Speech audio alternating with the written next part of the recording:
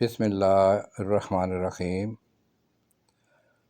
حدیث نبوی صلی اللہ علیہ وآلہ وسلم۔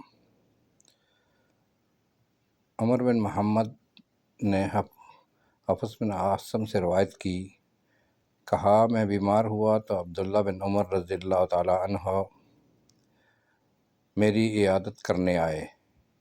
کہا میں نے ان سے سفر میں سنتیں پڑھنے کے بارے میں سوال کیا۔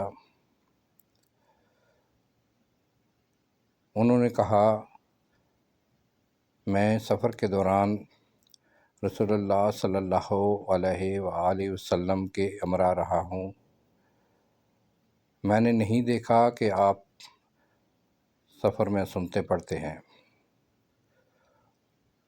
اور اگر مجھے سنتیں پڑھنی ہوتی تو میں نماز ہی پوری پڑھ لیتا۔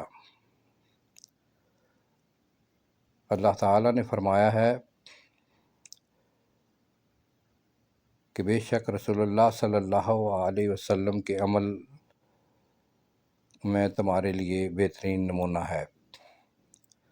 الحمدللہ۔